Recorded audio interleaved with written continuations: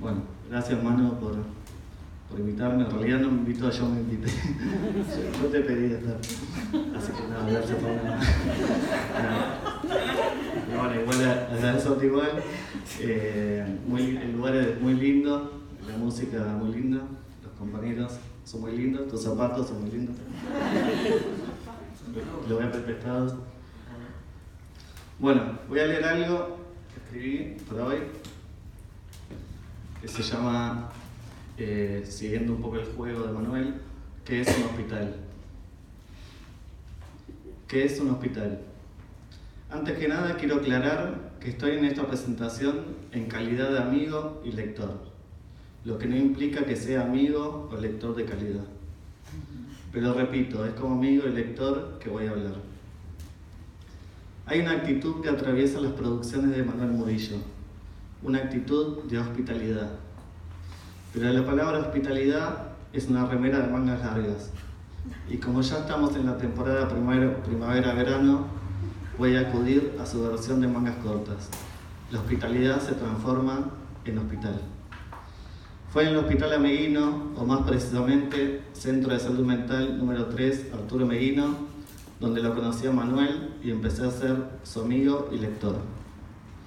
Paul Valéry dice que en una obra de arte siempre perduran las marcas de los primeros trazos, así como Winnicott habla de la importancia de las primeras sesiones.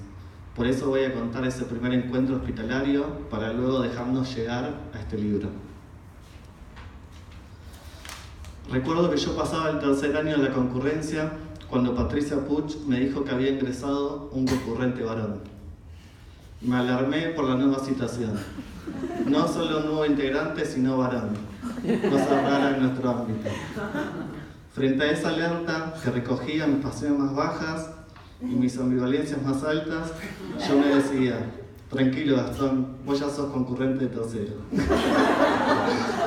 Pero el reforzamiento de mi yo no lograba tranquilizarme, hasta que tuve la idea de agarrar un puñado de caramelos de la bolsa que había sobrado de no sé qué festejo y al fin me dirigí al salón blanco, donde ese extraño ser esperaba entre mis compañeras. Abrí la puerta y entré al luminoso salón blanco, dispuesto al acto que marcaría mi destino. Me senté a su lado, lo saludé y le abrí la mano, mostrando un pequeño montículo de caramelos levemente brillantes por mi sudor neurótico. Manuel agarró un par, sonrió y me agradeció. Debilitó así mis pasiones y ambivalencias. Nos pusimos a conversar. Ese fue el principio del camino, el puntapié inicial del juego de la amistad. Juego que, luego de 6 años, hace que me encuentre presentando su libro. Todos los textos de Manuel, repito, están atravesados por una actitud de hospitalidad. Como autor, recibe a una gran diversidad de autores. Rescata a algunos del fondo negro del olvido y a otros del blanco de ataques y burlas por parte de los que pretenden un psicoanálisis único e ideal. Va en busca de los autores con una curiosidad amistosa. Se deja convidar palabras como si fueran caramelos. De más está decir que esta actitud es poco frecuente en el mundo del psicoanálisis. De más está decir que es muy difícil de lograr, porque hay en esta actitud un trabajo espiritual, un trabajo con la suma de los prejuicios, trabajo que no es nada ajeno al del analista en la clínica. El desarmado de jerarquías y escalafones y complejos de Edipo es un trabajo espiritual y un trabajo político real. Porque solo hay trabajo político, porque hay un trabajo político real si hay un trabajo espiritual que lo comanda. De otra manera, si no hubiera un trabajo espiritual de fondo, al mismo tiempo que nos proclamamos animales políticos, nos acomodamos a UPA del primer domador. Encuentro una segunda hospitalidad en el libro. Los textos de Manuel son claros. Por más que trabaje con ideas absolutamente complejas, los textos nunca dejan de ser claros. Claros en su sintaxis, claros en su vocabulario. Hay una hospitalidad hacia el lector, una amabilidad. Manuel no se defiende del lector, ni lo ataca. No quiere ser amado ni odiado. Ofrece lo que puede ofrecer sin rodeos y sin histeriqueos. No hace alarde de su erudición ni aprovecha su lugar de poder como autor, lugar tan caro a la soberbia. No abusa de la buena voluntad ni del tiempo del lector, no lo hace caminar de más, ni lo empacha con palabras. Pero lo más importante, no lo subestima. Manuel confía en la potencia del trabajo, pero su trabajo no es sacrificial, sino creativo. Es creativo desde los trazos gruesos hasta las finas pinceladas, como ciertos títulos, frases, citas, pasajes secundarios y notas al pie que muestran el juego al rojo vivo. Sin embargo, el juego de Manuel es siempre sobrio, nunca ampuloso, siempre apacible, nunca estridente, siempre preciso, nunca rígido, siempre paciente, nunca pasivo, siempre inocente, nunca ignorante. Pero es creativo fundamentalmente en tanto que es un trabajo que crece. En la etimología de la palabra creación está la idea de hacer crecer. El ritmo acompasado del crecimiento, sin saltos ni sobresaltos, se percibe entre los textos de Manuel y en el interior de los mismos. Con respecto al libro que nos convoca, Manuel establece relaciones creativas sin forzarlas, relaciones que conllevan cierto riesgo, pero que no son oscuras, ni arbitrarias, ni gratuitas. Es la virtud del crecimiento arriesgarse, pero también tener el equilibrio necesario para no caerse. El crecimiento que muestra el libro de Manuel, quizás un libro no sea más que un puñado de crecimiento, es exhaustivo y riguroso, pero sin olvidar que las preguntas al final no tienen final, o tienen final abierto.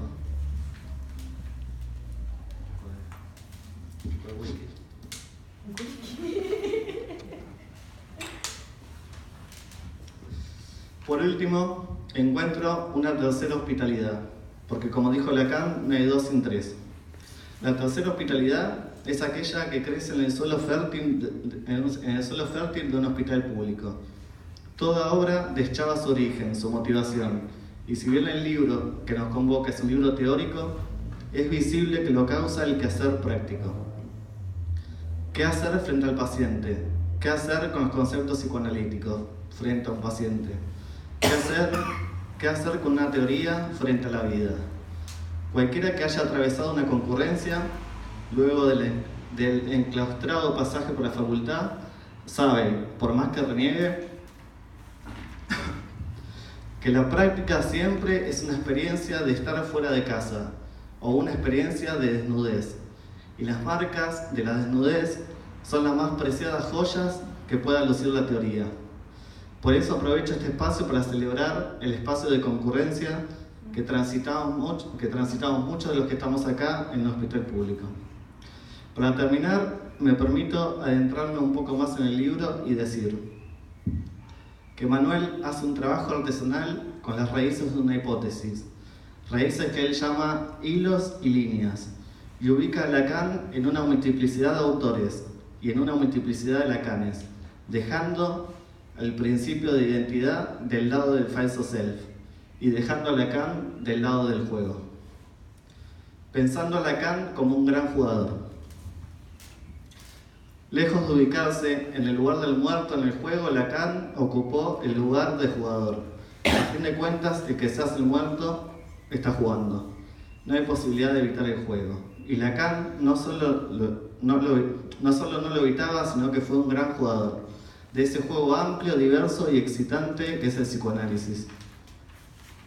Su obra es creada y no revelada, y la cuestión de la formalización que aborda Manuel no es otra cosa que la creación de formas.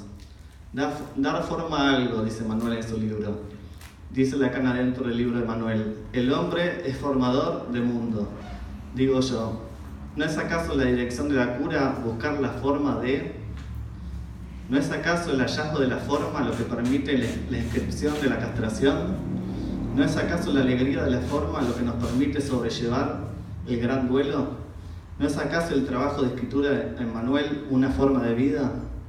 ¿Y el movimiento de este libro no obedece a una formación como profesional y como ser humano? Manuel no hace más que mostrar movimientos de juego y mostrar la vida que mantiene a un autor vivo, mostrar el alma que tienen las palabras, mostrar el cuerpo que tienen las palabras. En una carta de Winnicott dirigida a Melanie Klein dice: sabemos que en una sociedad científica uno de los objetivos es encontrar un lenguaje común.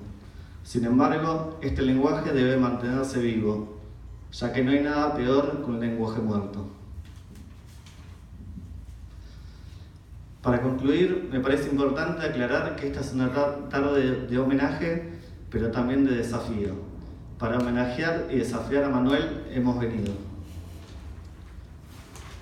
Porque tampoco se la vamos a hacer tan fácil. Porque en estos días...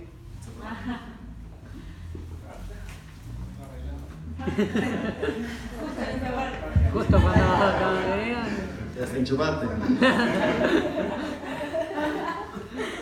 Porque en estos días el poeta García Lorca me sorprendió en una conferencia sobre el teatro en el año 1935. Escuchen lo que dice: para los poetas y algunos psicoanalistas como Manuel Murillo, eso dice Lorca, en vez de homenajes yo organizaría ataques y desafíos en los cuales se les dijera gallardamente y con verdadera hazaña: ¿a que no tienes valor de hacer esto?